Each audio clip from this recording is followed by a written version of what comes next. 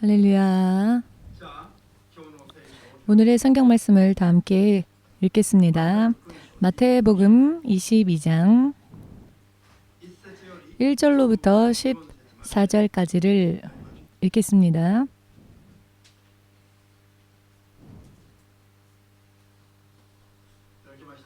다 찾으셨습니까? 소리내어 읽겠습니다. 예수께서 다시 비유로 대답하여 가라사대 천국은 마치 자기 아들을 위하여 혼인잔치를 베푼 어떤 임금과 같으니 그 종들을 보내어 그 청한 사람들을 혼인잔치에 오라 하였더니 오기를 싫어하거늘 다시 다른 종들을 보내며 가로되 청한 사람들에게 이르기를 내가 오천을 준비하되 나의 소와 살찐 짐승을 잡고 모든 것을 갖추었으니 혼인잔치에 오소서 하라 하였더니 저희가 돌아보지도 않고 하나는 자기 밭으로 하나는 자기 상업차로 가고 그 남은 자들은 종들을 잡아 능욕하고 죽이니 임금이 노하여 군대를 보내어 그 살인한 자들을 진멸하고 그 동네를 불사르고 이에 종들에게 이르되 혼인잔치는 예비되었으나 청한 사람들은 합당치 아니하니 사거리 길에 가서 사람을 만나는 대로 혼인잔치에 청하여 오너라 한데 종들이 길에 나가 악한 자나 선한 자나 만나는 대로 모두 데려오니 혼인 자리에 손이 가득한지라 임금이 손을 보러 들어올새 거기서 예복을 입지 않은 한 사람을 보고 가로되 친구여 어찌하여 예복을 입지 않고 여기 들어왔느냐 하니 저가 유구무원이언을 임금이 사만들에게 말하되 그 수족을 결박하여 바깥 어두움에 내어 던지라 거기서 슬피 울며 이를 갈미 있으리라 하니라. 청함을 받은 자는 많되 택감을 입은 자는 적으니라. 아멘. 주 되신 하나님, 우리는 예수 그리스도의 이름을 믿는 믿음으로 주의 자녀가 되는 자격을 받았고 또한 이 자리에 나와왔습니다. 주님과의 온전한 관계가 이루어지고 바르게 주와 교제함으로 인해 주께서 약속하여 주신 영혼의 주님과 함께 있을 수 있는 생명과 또 영혼, 육에 있어 필요한 모든 것을 주로 인해 채워지길 바라는 마음으로 이 자리에 나와왔습니다. 그러하니 반드시 주께서 기뻐하시고 주께서 옳다 하시며 온전한 믿음을 완성할 수 있도록 주님 도와주시옵소서.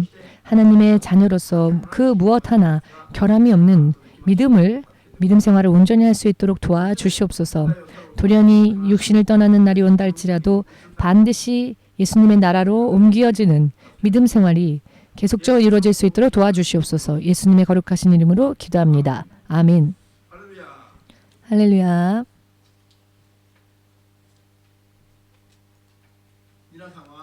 여러분은 예수께서 구세주 되심을 믿으십니까? 그 예수님께서는 우리들을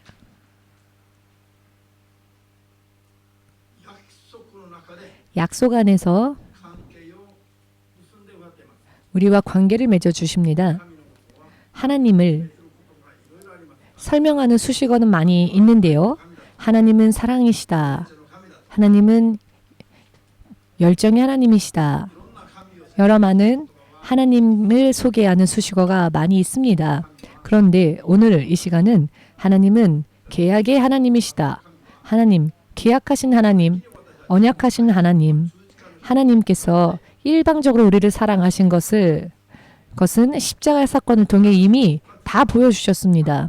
십자가에서의 죽음과 예수님의 부활하심은 100% 하나님의 은혜입니다.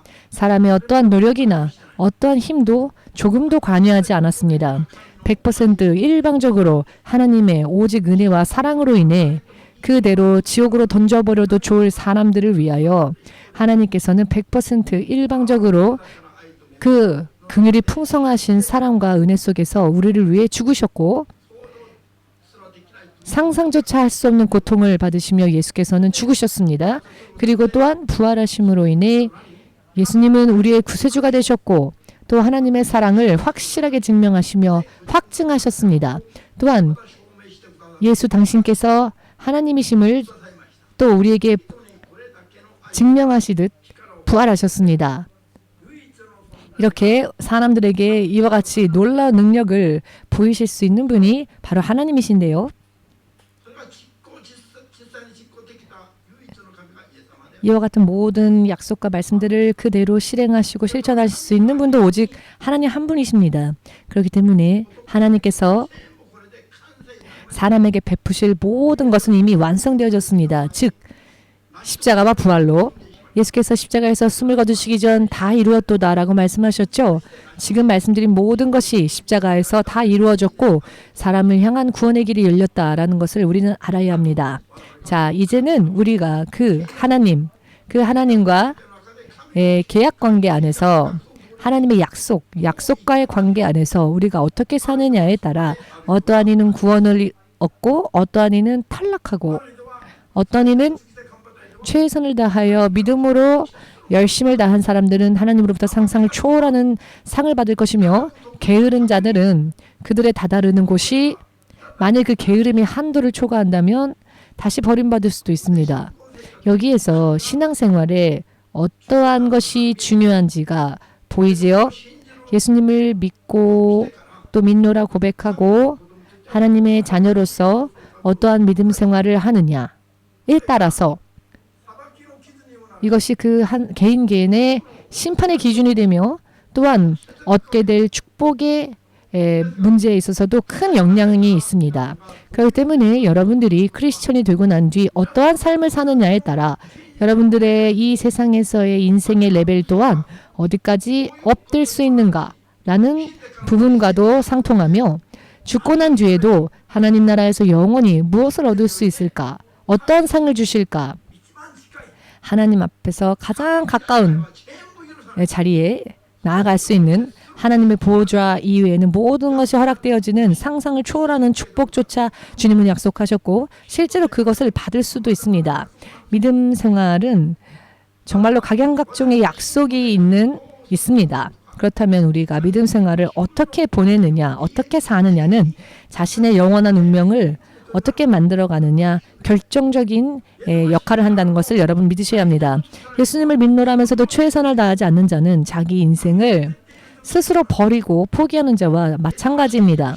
예수님을 믿은 순간부터 최선을 다하여서 믿음의 삶을 사는 자는 자기 자신을 위하여 그것도 영원한 자기 자신을 위하여 매우 많은 축복을 쌓아가는 일이 됩니다. 믿으십니까?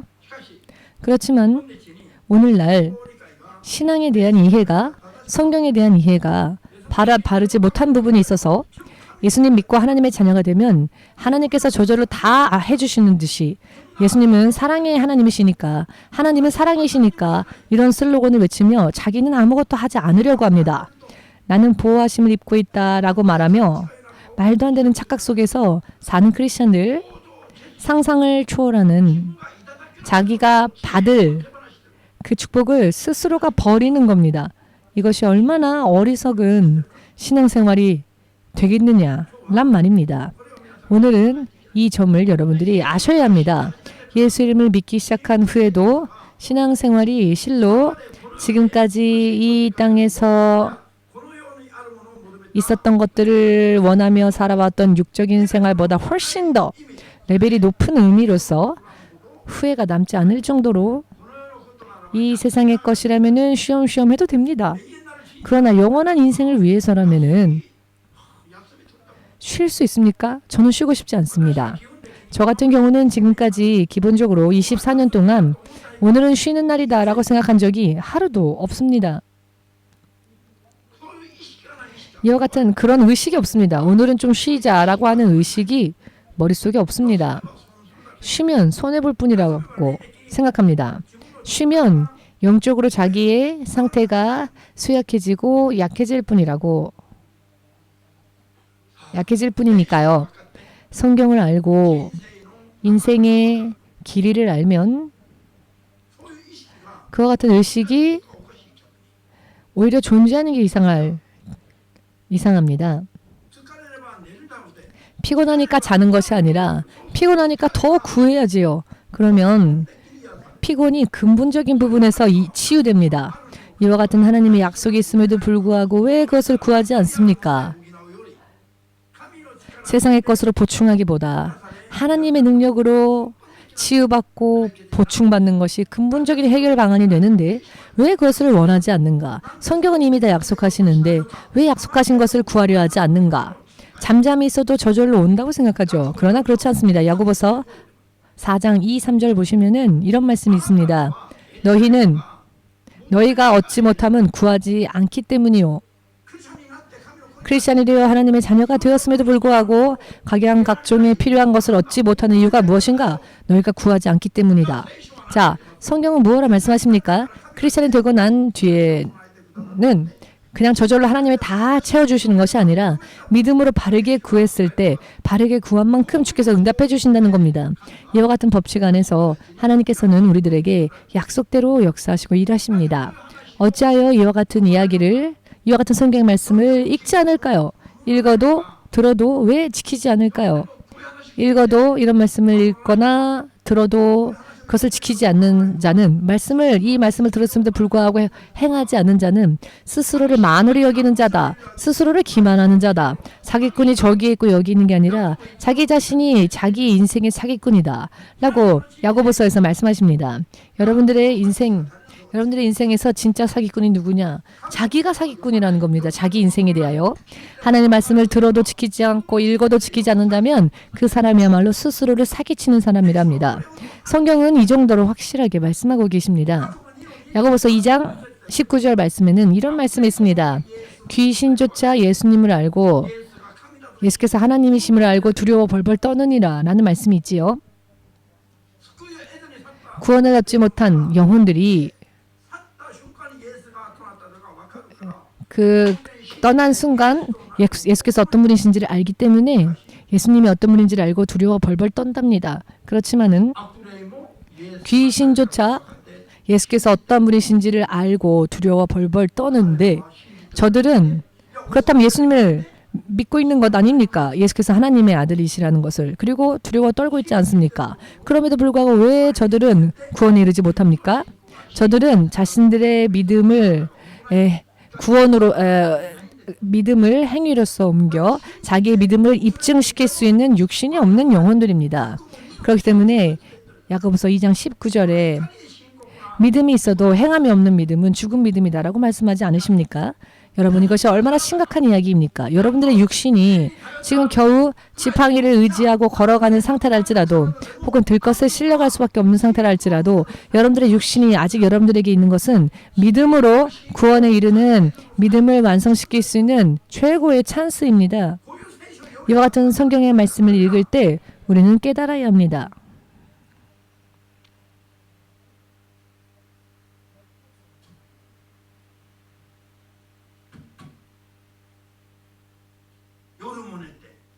아니 밤에도 자고 밥 먹다가도 자고 예배 때에도 자면 도대체 어떻게 해야 합니까? 육신을 입고 있다면 바르게 살아야죠. 자기 자신을 위해. 막상 육신이 사라지면 그 어느 누구보다도 세상에 그 어느 누구보다도 목회자보다도 믿는 자들보다도 영계를 더 잘 알게 됩니다. 그렇기 때문에 두려워 벌벌 떨 수밖에 없게 됩니다. 예수의 얘기를 듣는 순간 저 귀신들도 두려워 벌벌 떨 수밖에 없습니다. 그 영의 세계에 가게 되면 모든 걸 다 아니까요. 지금은 이 육신의 두꺼운 죄 깊은 육신에 가로막혀 아무것도 연기를 보지 못하시죠. 멸망이 코앞에까지 와도 모릅니다. 지금 쓰러지고 있으면서도 모릅니다. 나는 괜찮다라고 합니다. 무엇이 괜찮습니까? 그 후에 어떤 이가 말입니다. 정년퇴직을 하고 유유자적히 여생을 보내던 분이 계셨는데요. 유유자적한 생활을 보내던 그 사람에게로부터 들은 말인데 내 인생 지금이 최고의 절정기다 라는 이야기를 했습니다. 왜냐하면 일을 하지 않아도 되고 먹고 하고 싶은 일 하고 일하지 않아도 되고 피곤하면 자면 되고 이와 같은 인생을 사니 내 인생 지금 이때가 바로 최고의 절정기다라는 이야기를 한 사람이 그 후 6개월이 지나 암에 걸렸습니다. 죽을 수밖에 없는 불치병에 걸렸습니다. 여러분 무슨 이야기인지 이해되십니까? 내 인생 최고의 절정기다라고 말했던 그 사람이 약 6개월 뒤에 죽음에 이르는 병을 얻게 되었습니다. 죽음에 이르는 병을 얻었을 때 제가 그분에게 전도를 하러 갔습니다. 20분 동안 복음을 전했는데 예수님 믿겠습니다 라고, 그리고 그 다음날 교회로 출석을 했습니다. 그리고 기도해 주었더니 그 암이 나았습니다. 건강해지기 시작했습니다. 그랬더니 또 여행을 다니기 시작했습니다. 여기저기 온천을 내가 좋아하니까 온천 여행 간다라고. 여러분 온천은요, 일본 원숭이도 온천을 좋아합니다. 그런 삶을 살다가 또다시 병이 생겼고, 그러면은 또다시 교회로 오고, 이런 일을 계속 거듭 되풀이하다가, 그럼에도 예수께서 이런 일이 있음에도 불구하고 예수님을 확실히 보지 못하고 예수님의 약속을 확실히 보지 못하니까 진실한 의미에서의 마음을 찢는 통회를, 회개를 하지 않고 그냥 대충 마치 수박 겉핥기식으로 믿음 생활을 살다가 마지막에는 병상에서 숨을 거두기 전에 겨우 구원 얻어 세상을 떠난 분도 계셨습니다. 하나님과의 관계가 바르지 못하면 언제 어떠한 일이 벌어질지 알 수 없습니다. 주 예수가 누가복음 13장 1절에서 6절까지의 말씀을 보시면 주 예수께서 이런 말씀을 하십니다. 실로암 탑이 무너져 18명의 사람들이 그 탑에 깔려 죽게 되는 사건이 터지고 난 뒤에 예루살렘의 사람들을 향하여 예수께서 어떻게 경고를 하셨습니까?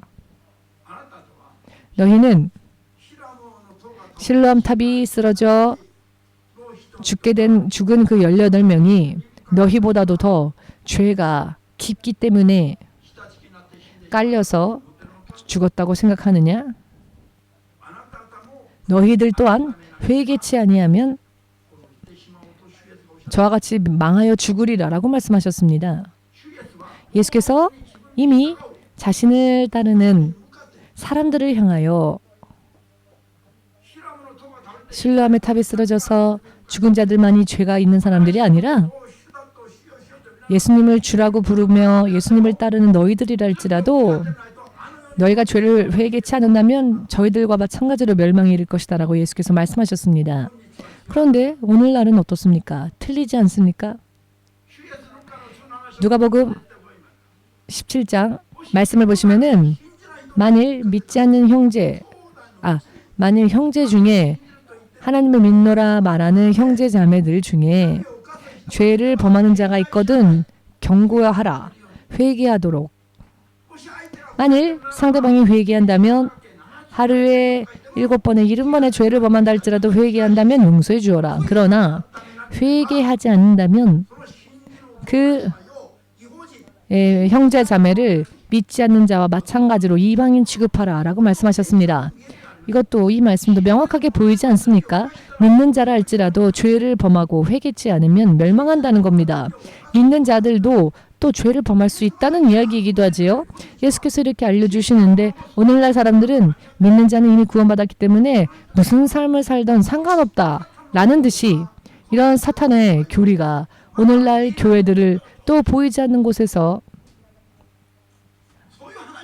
미혹하고 있습니다. 그런 이야기는 입에 담지 마십시오. 성경대로가 아닌 예수님의 가르침, 성경대로 예수님의 가르침대로 하면 됩니다. 설교는 그렇게 되어야 합니다. 신학생 여러분, 목이 날아가는 한이 있어도 성경 이외의 것을 말하지 마십시오. 잘못된 교리는 빨리 버리는 게 좋습니다. 왜냐하면은 하나님 앞에 나온 자들을 사탄으로 돌려보내는 가르침을 하는 일이 되니까요. 모두 함께 고백해 볼까요?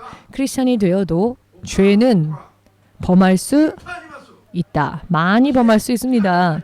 그렇기 때문에 회개치 않으면은 믿지 않는 자 이방인들과 똑같이 판단되어지고 심판받는다는 겁니다. 믿으십니까? 이상하지 않습니까? 아무렇지도 않게 말합니다. 그렇게 배웠으니까요. 선생님들에게 그렇게 배웠으니, 스승들에게 그렇게 배웠으니 그것이 잘못된 가르침이다라는 의식조차 가지지 못한 채 아무렇지도 않게 배운 대로 이야기합니다. 자기 얘기가 아니니까 확신을 가지고 얘기합니다. 내가 선생님한테 들었으니까, 내가 스승에게 들었으니까. 성경을 읽지 않고 교리만 머리에 먼저 넣었기 때문에 그렇게 됩니다. 신학이 먼저 들어오기 때문에 그렇습니다. 성경이 먼저가 아닌 성경을 토대로 한 신학, 교리, 신학도 교리도 성경을 토대로 판단해야 하지 않습니까? 특히 예수께서 하신 말씀은 변할 수 없는 진리입니다. 사람이 마음대로 덧붙이거나 제할 수 없는 그대로 보존해야 하며 그대로 믿고 따라가야 할 진리입니다. 예수님조차도 이것을 바꾸시지 않으십니다. 예수님조차도 바꾸실 수 없습니다. 당신께서 약속하신 말씀을 스스로 바꾸시지 않습니다. 그럼에도 불구하고 사람들이 자기 멋대로 덧붙이거나 제하거나 하면서 교리를 만들거나 신학을 만들거나 하고 있습니다. 무슨 이야기인지 의미가 보이십니까? 이것이 얼마나 무서운 이야기입니까? 어떤 일이 있다 할지라도 속지 않고 어떤 일이 있다 할지라도 쓰임받으며 하나님 나라에 들어가기 위하여서 지금 우리가 예수님을 믿는 것이다 라고 생각하신다면 아멘으로 주님께 영광을 돌리시기 바랍니다. 나의 구원을 회방하고 방해하는 자가 있다면 그것이 어떤 존재이건 그것을 속히 버려야 합니다. 생각하거나 주저할 시간도 필요 없습니다. 여러분, 이와 같은 말씀을 잘 이해하고 세상을 또 바라보면 정말 세상이 얼마나 당치도 않는 방향으로 흘러가는가. 교회가 말입니다. 야고보서 2장 26절에서 이런 말씀을 하십니다. 행위가 함께하지 않는 믿음은 죽은 믿음이다 라고요. 죽은 시체가 무언가 외칠 수 있는 걸 본 적이 있습니까? 죽은 시체가 선과 악에 대해 말할 수 있습니까? 죽은 시체로부터 사랑의 고백을 받아본 적 있으십니까? 가장 사랑하는 사람이 그곳에 누웠다 할지라도 한마디도 말할 수 없습니다. 만져도 반응이 없습니다. 시체가 돼버리면 말입니다. 죽은 자는 뱃속에 있을 때 죽는 자가 있는가 하면 태어나면서 죽는 아이도 있고 아직 젊으면서도 죽는 사람이 있는가 하면 나이가 들어도 죽지 않는 사람도 있습니다. 사람의 인생은 사람이 컨트롤할 수 있는 것이 아닙니다. 아멘 되십니까?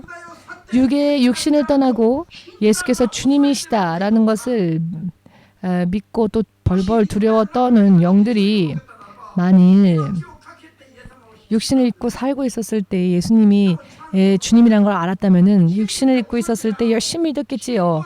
그러나 저들은 이미 죽은 자들이기 때문에 이미 심판받은 자들이기 때문에 죽고 난 뒤에는 영계를 다 할 수 있지만 예수님을 믿음으로 구원을 얻을 수는 없습니다.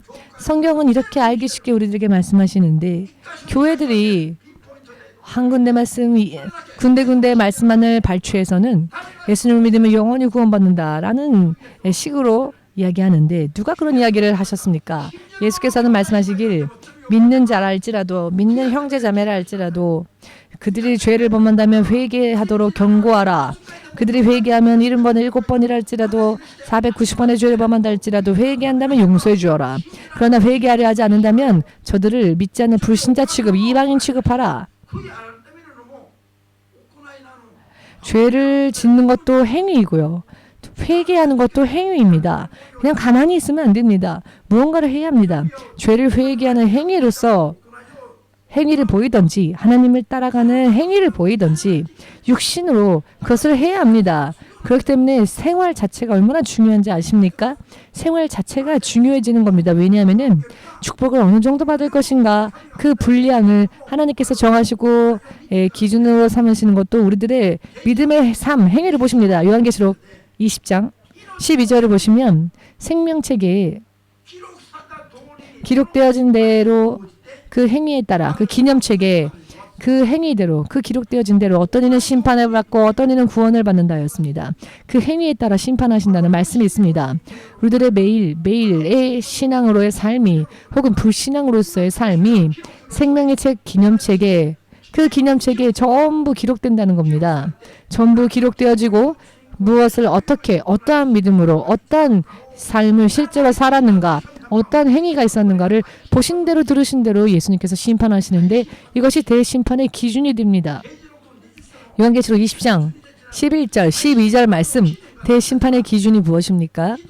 사람이 제각각 어떠한 행위를 보였는가 어떠한 행위로 살았는가 그 각각 사람들의 행위가 그들이 받는 심판의 기준이 됩니다. 행위가 바르지 못하다면 죽은 믿음이며 하나님께서 인정하실 수 없는 믿음이라는 겁니다.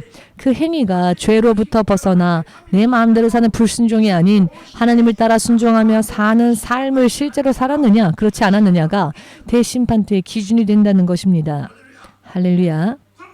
이것은 초등학생이라 할지라도 금세 보면 알 수 있는 이야기입니다. 깊이 생각에 잠기지 않으면 알 수 없는 어려운 이야기가 아닙니다.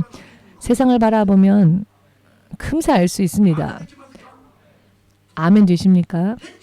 천지 만물 또한 그렇습니다마는 성경의 기록은 변명의 여지가 없게 하십니다. 못 들었는데요. 저는 몰랐는데요.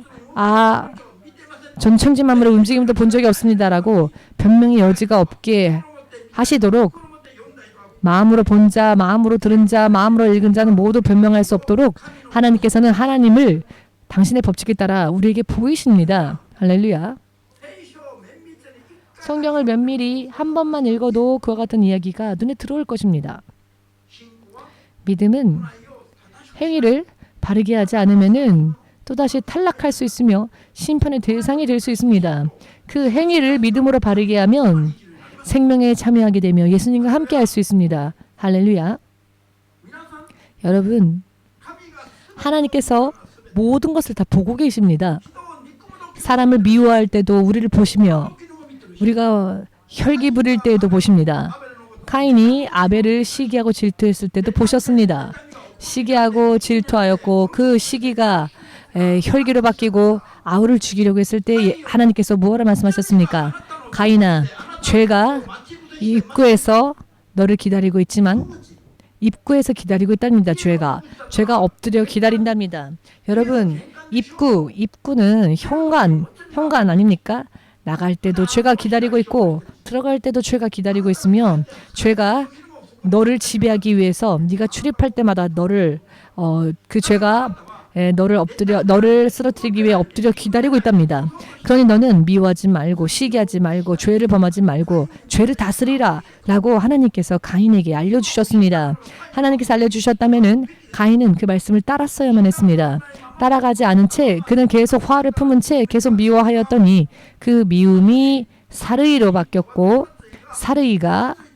사르이라고 하는 마음의 생각이 살인이라 하는 실질적인 행위로 바뀌었을 때 그 행위가 상대방을 죽인 그 살인이라는 행위가 카인의 인생 그 자체를 저주로 떨어뜨리는 나락으로 빠뜨리는 지상에서 방랑하는 자가 된다라고 하나님께서 말씀하셨죠. 카인은 자기의 죄를 선고받았을 때에 견딜 수 없었습니다. 이 죄가 너무나도 중해서 견디지 못하게 되었죠. 하나님 앞에 항복할 수밖에 없었습니다. 그리하였더니 자기의 죄의 크기를 알게 되었죠. 하나님께서는 그가 회개하였을 때 용서해 주셨습니다. 왜냐하면은 카인을 죽이는 자는 7배의 벌을 받을 것이다 라고 하셨으니까요. 얼마나 긍휼하신 하나님이십니까? 그렇지만 회개하지 않는다면 죄는 죄대로 남아있으며 회개하지 않는다면 용서받지 못할 것입니다. 요한계시록에 내가 너희의 행위를 잘 아노니 너희가 나는 믿는 자다 나는 교회다 라고 하여도 너의 행위를 내가 다 아노라 라는 말씀이 있죠. 너가 사실은 살아있는 자라고 하지만 그것은 이름뿐이며 실제로 너는 죽은 자다. 너의 행위가 잘못되어졌다. 라고 하십니다. 그러니 너는 죽은 자랍니다. 산 자의 이름은 가졌으나 실제로는 죽은 자랍니다. 예, 실제로 믿음의 삶을 살지 못하는 행위가 없는 자들은 하나님께서 보셨을 때 죽은 믿음, 죽은 자로 보신다는 겁니다. 즉 오늘날 성령의 세미한 음성까지 들으며 순종해야 한다라고 말하면 불필요한 이야기까지 한다라고 말을 하고 여기는 오늘날의 교회들 자기가 하나님 앞에 버림받는지 어떤지도 알지 못한 채 자칭 크리스찬이라 말합니다. 4대 교회 사람들 또한 그러했습니다. 여러분은 아멘 되십니까? 내 나름대로 성령으로부터 묻지 않고 성령으로부터 듣지 않고 스스로의 생각대로 한다면 죽은 자와 마찬가지랍니다. 그러나 4대 교회들은 교회 사람들은 스스로를 섰다고 생각했습니다. 그와 같은 잘못된 부분을 빨리 회개하고 주의 성령을 듣고 믿음으로 순종하는 행위를 보이지 않는다면 생명책에서 그 이름이 흐려진다. 요한계시록 3장 5절에서 예수의 성령께서 친히 말씀하셨고 또 기록해 하셨음을 믿으신다면 아멘으로 주님께 영광을 돌리시기 바랍니다. 여러분들은 성경을 읽고 또 성경을 지키고 사는 것뿐 아니라 기도를 더욱 거듭하여 성령의 음성까지 들으며 성령의 세미한 음성까지 내가 듣고 순종하며 사는지를 어떠한지를 판단한다면 내 자신이 하나님 앞에서 이름뿐인 크리스천인지 죽은 크리스천인지 혹은 하나님과 함께 하나님으로 인해 살며 어떠한 일이 있어도 하나님께서 보호해 주시는 그 약속 안에 머물러 있는 하나님의 자녀로서 실제로 살고 또 인정을 받고 있는지를 쓱 금세 볼 수 있을 것입니다. 금세. 성령의 음성까지 들으며 하나하나 확인하며 사는 사람이 있다면 그 사람은 안전한 사람입니다.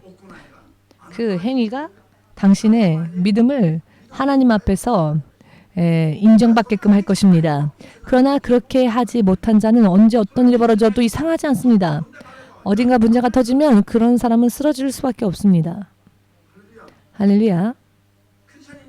크리스천이 되고 난 뒤에 위험한 부분이 바로 이런 부분입니다. 착각, 잘못된 가르침에 미혹당하는 것. 하나님의 영은 경고하시는데 스스로의 귀는 듣지를 못합니다.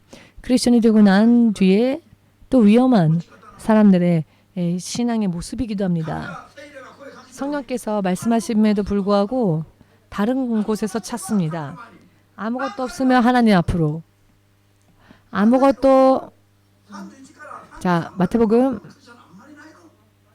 말씀에 하나님의 말씀을 지키는 자들이 마태복음 6장 31절 마태복음 6장 31절의 말씀을 지키는 크리스천들이 얼마나 적은지 아십니까?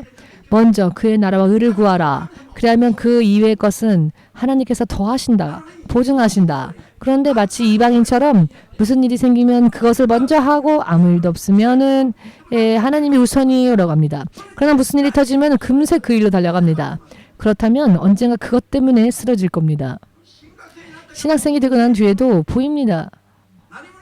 아무것도 없을 때에는 아무렇지도 않게 열심히 하는 크리스천처럼 보입니다. 그러나 무슨 일만 생기면 그 일에 몰두한 나머지 그 일이 끝나면 그제서야 돌아오고 무슨 일이 생기면은 튀어나갑니다. 그렇지만 그런 일을 하면서도 자기 스스로는 생각하기를 나는 하나님의 올바른 종의 모습으로 그 길을 걸어가고 있다라고 생각하는 게 문제인 겁니다. 이와 같은 이야기가 보이지 않는 분은 보일 때까지 한탄하며 탄식하며 울며 기도하십시오. 성경에 이와 같은 말씀이 있는지 없는지. 왜 그렇습니까? 하나님께서 얼마나 이것을 판단 기준으로 하시는지. 최종적으로는 구원의 판단 기준이 되는 것이 각각 사람들의 행위입니다. 하나님을 우선으로 살았느냐, 내 자신을 위해 우선으로 살았느냐, 혹은 세상을 우선으로 살았느냐. 아무런 일도 없을 때는 다 훌륭한 크리스천은 보이죠. 그러니까 착각을 하는 겁니다. 그러다 무슨 일만 터지면은 그게 먼저 최우선이 되는 겁니다. 하나님이 최우선이 아닌, 하나님의 나라가 최우선이 아니라 이 나라나 이 정부의 정책이 최우선이 된다거나 그런 일들이 얼마나 많이 있는지 아십니까? 어찌하여 코로나를 지나가면서 하나님의 교회, 그리스도의 교회인데 15,000개의 교회가 문을 닫을 때 왜 하나님이 그 교회들을 지키지 않으셨을까요? 하나님께서 지키실 만한 교회의 모습을 하고 있지 않았기 때문입니다. 하나님께서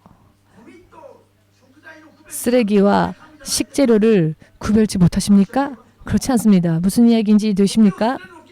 쓰레기를 처분할 때 식재료까지 신선한 식재료까지 함께 처분하는 그런 하나님이 아니십니다. 교회를 하나님께서 심판하실 때 하나님께서 기뻐하시는 교회까지 심판하시는 분이 아니라는 겁니다. 하나님께서 기뻐하시는 교회라면 어떤 일이 있다 할지라도 지키십니다. 그리고 이 나라, 이 세상을 다스릴 수 있는 권세를 주십니다. 그 행위가 바르지 않기에 15,000개의 교회라면은 지금 일본에 있는 교회들의 2배입니다. 일본의 교회의 2배의 갑절의 교회들이 단 몇 년 만에 문을 닫았습니다.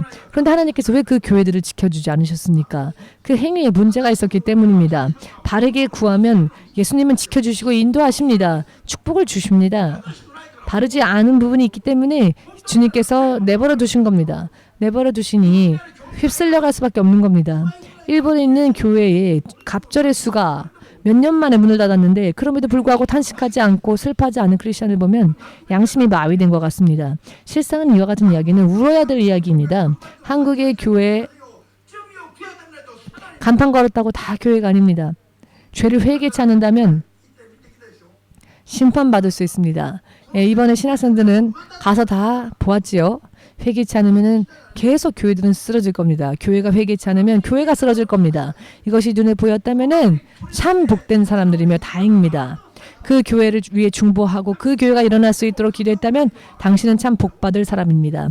그러나 이와 같은 것을 보면서도 느끼지 못한다면 문제가 있는 겁니다. 자기가 쓰러질 때도 그것을 모를 겁니다. 왜 저런 결과가 되느냐? 그 행위에 있어서 옳지 못한 부분이 있었기 때문에 마음으로 주님을 배신했겠습니까? 그렇지 않죠. 아담의 죄 또한 그렇습니다. 아담과 이브가 하나님을 마음으로부터 부인했습니까? 그런 적 없습니다. 다만 지켜야 할 계명을 어긴 죄로 인해 그 계명을 어긴 행위로 인해 그들이 에덴 동산에서 끊쳐진 결과가 되었습니다. 이와 같은 말씀을 보고도 이해가 되지 않으십니까? 아담과 이브가 범한 죄, 그 죄는 원죄이지요. 가장 첫 그 죄, 원죄가 어떤 내용입니까?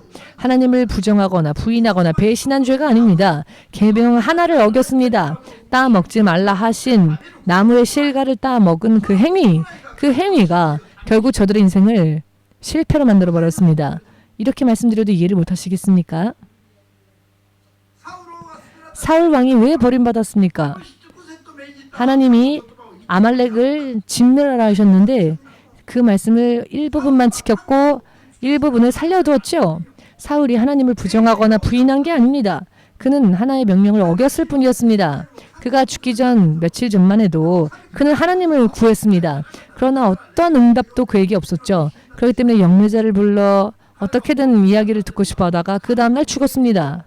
그가 왜 버림받았느냐? 하나님의 명령을 지키지 않은 불순종의 죄 때문이었는데요. 그것 또한 행위였습니다.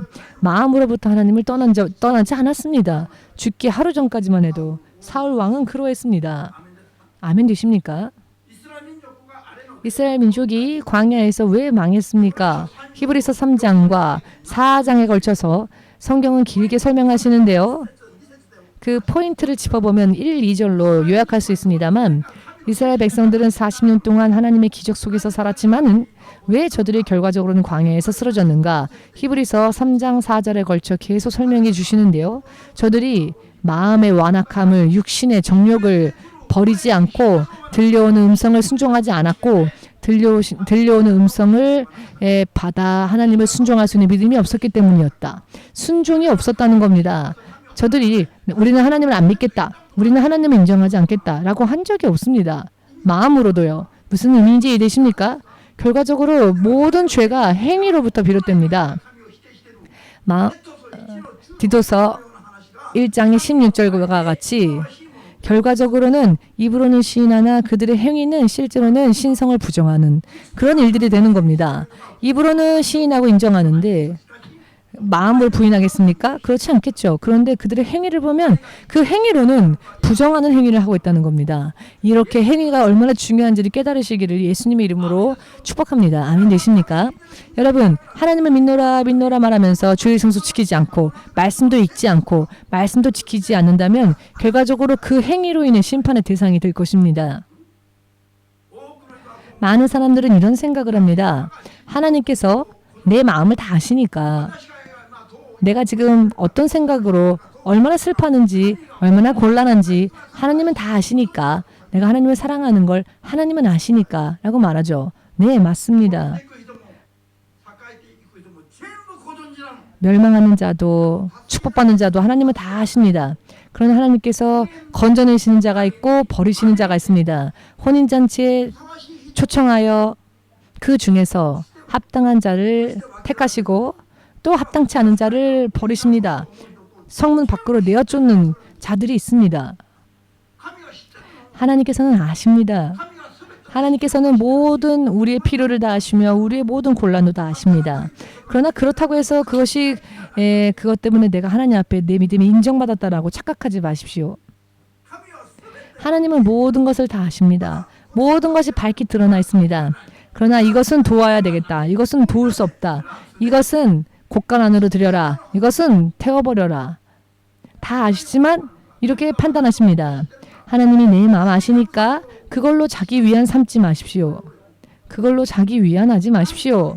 합리화시키지 마십시오. 왜 이렇게 하나님을 모르십니까? 하나님을 믿는다면은 하나님을 알아야 하지 않겠습니까? 아멘 되십니까?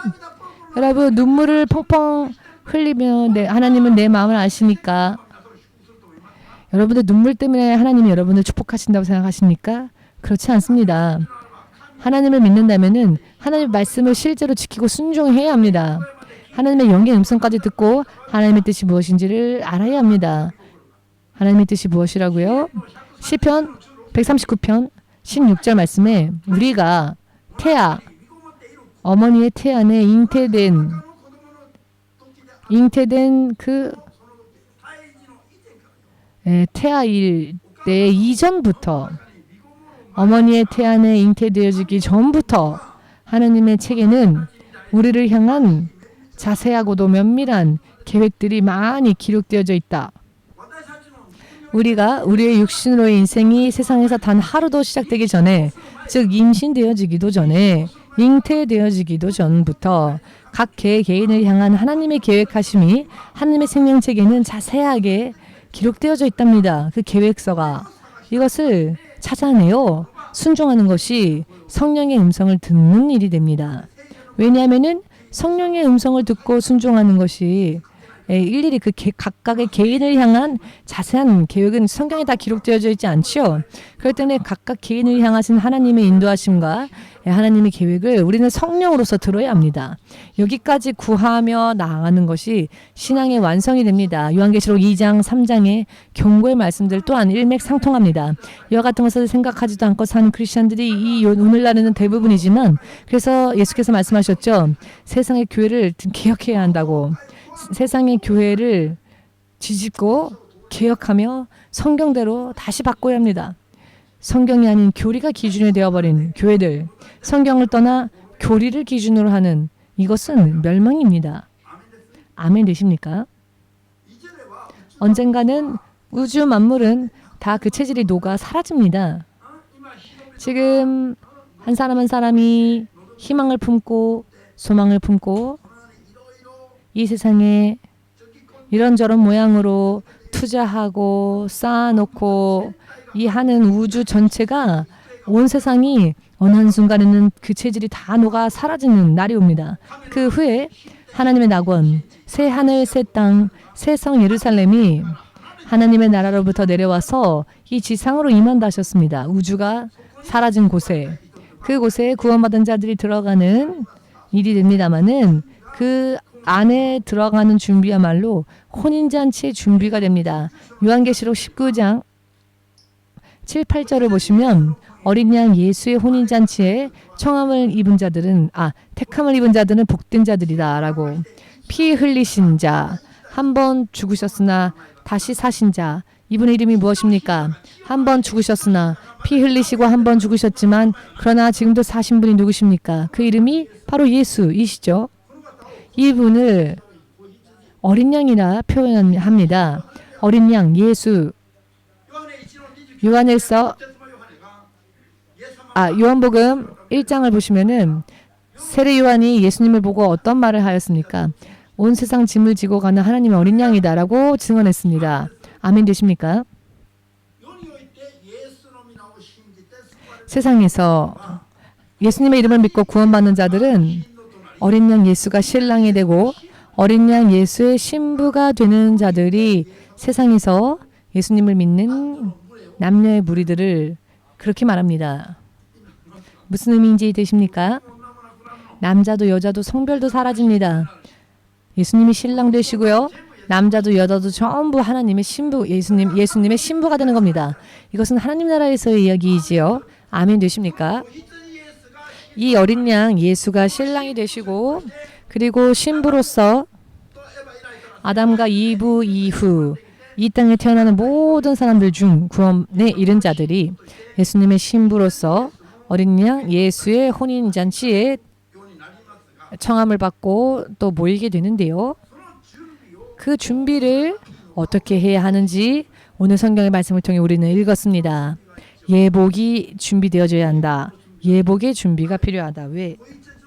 어린 양의 신부로서 어린 양의 신부가 되기 위해서 예복이 필요하다는 겁니다. 예복을 입지 못한 자는 내쫓김을 당합니다. 내쫓겨지는 곳이 어디입니까? 이 일을 갈 수밖에 없는 곳이라 하셨습니다. 이 일을 가는 곳은 천국 안에는 없습니다. 구원에 이르지 못하는 곳이라는 뜻이 되겠지요. 아멘 되십니까? 예수님을 바르게 믿지 않으면은 구원에 이르지 못하는 것을 믿는 자들은 아멘으로 주님께 영광 돌리시고 이와 같은 경고의 말씀을 모르면은 자기가 당하고 맙니다. 자기가 당하고 맙니다. 아멘 되십니까? 또한 예수께서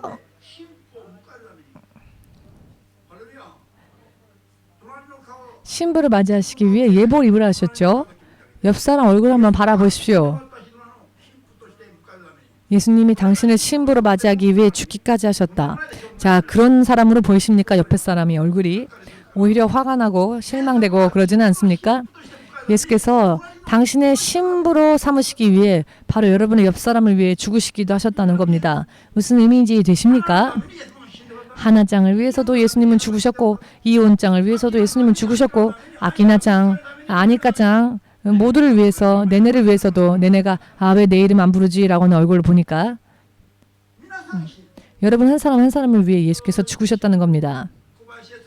자, 고바야시 에츠코 신부님 신부, 예수님의 신부니까 지금 말씀 듣는 중에 사적인 이야기는 피합시다. 들으십시오. 지금은 듣는 시간입니다. 한 사람 한 사람을 신부로 맞이하시기 위해서 예수께서 십자가 위에서 고통당하시며 죽으셨습니다. 피 한 방울조차 아낌없이 흘리시며 죽으셨습니다. 이 예수님의 부르심에 응하는 것이 신앙생활입니다. 그런데 그럼에도 불구하고 가만히 자기는 있으면서 예수님은 나를 사랑하시니까 예수님은 내 마음이 어떤지 다 아시니까 그러면서 자기는 아무것도 하지 않습니다. 예복도 준비하지 않습니다. 이런 신부가 있다면 버림받지 않겠습니까? 이혼 도장 찍지 않겠습니까? 이런 신부가 있다면 말입니다. 신랑 신부 이야기가 나왔으니 하는 말인데 창세기 2장 20절을 한번 보십시오. 아담이 신부가 없었을 때에는 아담이 홀로 독처하는 것이 하나님의 눈에 보기 좋지 않으셨습니다. 그래서 하나님께서 아담을 돕는 배필로서 여자 이브를 만드셨습니다. 아담의 갈비뼈를 뽑아서 빼서 취하여 그래서 하나를 둘로 만드셨고 둘이 또 하나가 되게 하셨습니다. 무슨 의미인지 되십니까? 이것이 신랑 신부입니다. 신랑 신부. 둘이 있어 하나입니다. 그렇기 때문에 서로가 서로에게 돕는 배필입니다. 토마스가 도울 배필은 마리아고 마리아가 도울 배필은 토마스이죠. 이것을 영어로는 to help, companion, 서로가 서로를 돕고 그래서 하나의 온전한 사람이 되는 것. 토마스 이해되셨습니까? 말이 이해되셨습니까?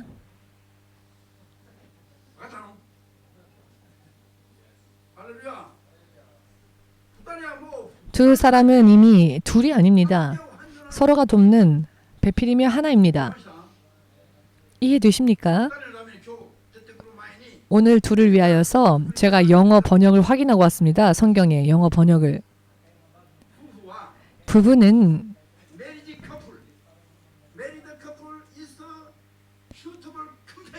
결혼이라 하는 것은 서로가 서로를 돕는 배필이다. 이렇게 영어 성경에 써 있었습니다. 내년이 되면 제가 영어로 설교를 할 수 있을까요? 믿는다면 복된 자들입니다. 예수님과 우리가 배필이 된다. 예수님은 신랑, 우리는 신부가 되면은 예수님과 서로 돕는 동역자, 적절한 동역자, 적절한 커플이 되어야 하지 않겠습니까? 예수님에게 적절한 커플이 되기 위해서 예수님은 우리에게 그 무엇보다도 더 좋은 신랑 되시기 위해 십자가에서 죽으시기까지 행하셨습니다. 우리도 예수님의 좋은 신부가 되어야 하지 않겠습니까? 성경에 다 나와 있습니다. 성경대로 행하며 때로는 성령의 세미한 음성을 들으며 순종하면 가장 적절한 동역자, 둘이 하나가 되는 예수님과의 관계, 신랑과 신부와 관계 같은 그런 관계가 맺어질 수 있습니다. 영어 번역이 더 자세한 것 같습니다. 그냥 돕기만 하는 것이 아니라 상호 보완, 상호 협력, 상호가 서로를 도운다. 결혼한 커플들은 그렇게 되어야 한다라는 겁니다. 그렇기 때문에 예수님께서 신랑 또 신랑이며 구세주이심을 믿는다면 우리도 예수님께 합당한 신부가 되어야 하지 않겠습니까? 우리가 세상에 있어서는 하나님의 동역자라고 베드로의 전서에도 나와 있습니다. 우리는 예수님의 동역자, 예수님의 짝꿍, 예수께서 행하신 일을 우리도 같이 동일하게 해야 합니다. 내 마음 주님이 아시죠? 라는 것만으로는 안 된다는 겁니다. 마음으로는 시인하면서 입술로는 시인하면서 그 행위에 있어서는 부인하는 자는 하나님 앞에 가증히 여김 받는 자가 될 것입니다. 그렇다면 버림받는 자가 되지 않겠습니까? 하나님은 내 마음 다 아시니까, 하나님은 내 곤란함을 다 아시니까 라고 자기 암시를 걸고 있습니다. 자기 암시적 레벨에 있을 뿐입니다. 아멘 되십니까? 이것은 디도서 1장 16절의 이야기입니다. 성경을 깨달아야 합니다. 여러분, 교리를 읽지 마시고 성경을 읽으십시오. 할렐루야. 예수께서 무엇라 설교하셨는지를 읽어보십시오. 그렇기 때문에 예수께서 십자가 위에서 목숨을 버리시며 우리를 위해 생명까지 버리셨으니 우리도 우리의 목숨 걸고 예수님과 하나가 되어 예수께서 기뻐하시는 이와 같은 예수님의 무엇이 되자고요? 예수님의 신부가 되어야 한다. 예수께서는 십자가 위에서 지금까지도 한 사람 한 사람을 향해 그 당신의 마음을 쏟고 계십니다. 예수님은 24시간 보고 계십니다. 그럼에도 불구하고 세상에 있는 크리스찬들은 하늘의 것은 생각하지 않지요.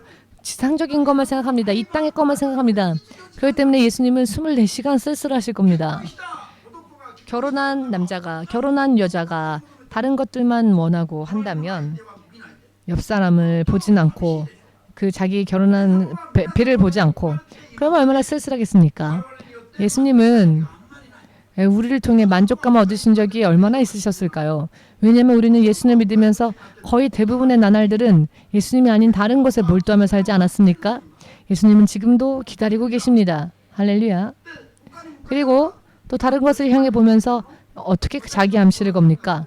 내 마음은 주님이 아신다라고 하고 있습니다. 자기가 얼마나 주님을 사랑하는지 하나님은 아신답니다. 마음만으로 된다고 성경에 나와 있은 적이 없습니다, 여러분. 정말 예수님을 사랑한다면 목숨 걸고 신령과 진정을 다하여서 진심을 다하여서 사랑해야죠. 마태복음 22장 37절에 나와 있지 않습니까? 하나님을 섬기려거든 하나님을 사랑하려거든 마음이 있으면 마음을 다하고 마음을 따는 곳에 두지 말고 기분 감정이 있으면 그것을 다 주님께 다 하고 힘이 있다면 그것도 주님께 다 하고 여기저기 두지 말고 목숨이 있어도 그 목숨을 하나님께 다 하면 그러면 주님이 영원한 것을 부어주실 것이다. 이것을 손해보는 일이라고 생각을 합니다. 사람들이 자유를 빼앗기는 일이다라고 생각합니다. 사탄으로부터 자유로워지는 게 진짜 자유 아닙니까? 내 마음대로 살다가 사탄의 노예가 되는 게 자유입니까? 무슨 의미인지 이해되십니까?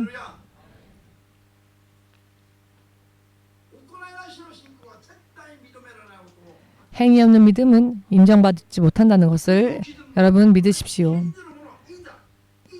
막상 믿음을 가지기 시작한 사람들을 구원하실 것인가, 심판하실 것인가의 기준도 각각의 행위에 있습니다. 아멘 되십니까? 오늘의 이야기를 들으면서 눈이 떠지지 않는다면은 문제가 있어도 많이 있는 겁니다. 그러니 그런 사람은 절대로 죽으면 안 됩니다. 왜냐하면 심판이 기다리고 있을 테니까요. 오늘의 이야기가 보이지 않는 사람은 그 사람은 만 년이 지나도 1억 년이 지나도 죽으면 안 됩니다. 심판당할 테니까요. 만 년이 지나도 죽지 않을 자신 있습니까? 그렇다면 오늘의 말씀을 무시해도 할 말 없습니다. 제가 어떤 이야기를 드려가는지 이해되십니까? 마음을 열어 믿음으로 듣는다면 성경의 말씀들이 전부 다 보일 것입니다. 여러분, 믿음의 행위가 얼마나 중요한가. 보이지 않는 성령의 음성까지도 듣고 순종해야 한다는 것.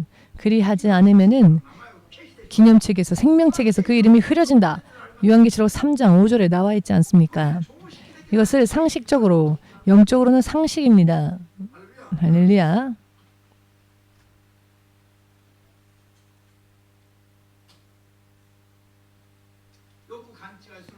흔히 착각하는 것이 무엇인가 하면은 내 마음을 하나님이 아신다. 내가 얼마나 하나님을 사랑하는지 하나님은 아신다.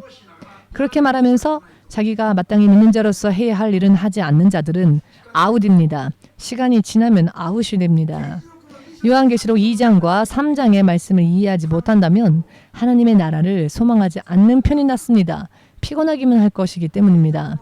요한계시록 2장, 3장은 교회를 향한 가장 중요한 하나님의 경고이십니다.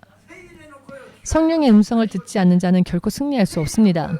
성령의 음성을 듣고 하나님께서 또 다 기록하지 않으신 개개인의 하나님의 계획까지도 다 찾으며 구하며 순종하지 않는 자는 아웃입니다. 여러분, 요한계시록 2장, 3장의 의미를 확실히 깨달아야 합니다. 교회에서 더 열심히 이것을 설교해야 합니다. 요한계시록 2장과 3장을. 가장 중요한 말씀이기도 하니까요. 성령의 음성을 들었다면 내 기분과 감정과 계획과는 전혀 다른 계시가 올 때가 있습니다. 한국인인 저에게 너는 일본에서 다 하라. 그런데 저에 대한 계획이 성경에 있습니까? 없습니다. 제 마음 계획 안에도 없었습니다. 저는 학업이 끝나면 제 고국으로 돌아가서 가족들과 사랑하는 가족들과 함께 단란하게 보내고 싶었습니다. 그것을 하지 말라라고 성경에 기록되어진 적이 없습니다. 그러나 성령께서 말씀하시기를 너의 사명지는 일본이다 라고 하셨습니다. 제가 만약 그것을 순종하지 않는다면 하나님의 명령을 거역하는 일이 되겠지요. 하나님을 믿노라 하면서도요. 무슨 이야기인지 아멘 되십니까? 이것은 기본적인 것입니다. 여러분들이 나기 이전부터 여러분들을 위하여 세우신 하나님의 계획이 있습니다. 예를 들면 시몬성 너는 일본의 사명이다. 일본의 땅이 라는 것과 마찬가지로 말입니다. 우리 신학생들 중에서는 자신이 우리 이임식교회에 오기 전까지만 해도 자기가 부름받았는지 어떠한 것인지도 모르고 살았죠. 그러나 실상은 예수께서 성령의 세미한 음성이 있었다는 것. 그것을 알려주면 내가 최종으로 부름받았었습니까? 라고 말을 하는 분들이 계시죠.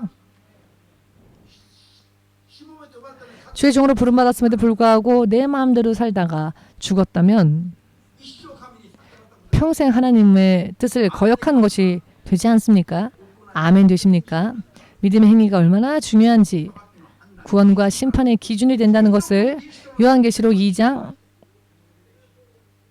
말씀을 믿으시고 여러분 믿음의 행위가 부족하다면 우십시오. 그리고 하나님의 뜻을 구하고 하나님의 뜻이 깨달아졌다면 최선을 다하십시오. 그래야만 하나님께서 모든 것을 보증하실 것입니다. 아멘. 무슨 일만 있으면 그것을 우선으로 하는 게 아니라 어떠한 일이 터지더라도 하나님을 우선, 어떠한 일이 있다 할지라도 하나님만을 우선. 그러면 하나님께서 보증해 주십니다. 무슨 일만 있으면은 상황과 형편이 있으면 하나님을 우선으로 하지 않는 자는 문제가 있어도 아주 많습니다. 언젠가는 그것이 그 사람의 실족이 될 것이 실족되는 걸림돌이 될 것입니다. 부모가 돌아가셔도 하나님을 우선 성경이 말씀하시지 않습니까?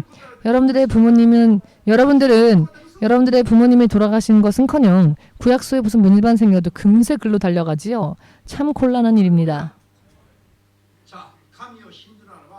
하나님을 믿으려거든 살아 역사하시는 하나님, 온 세상을 영원히 다스리시고 통치하시는 하나님을 진짜로 믿으시고 진짜로 순종하셔야 합니다. 아멘 되십니까? 마지막으로 아멘으로 주님께 영광 돌리고 우리 예수 삼창으로 함께 기도하겠습니다.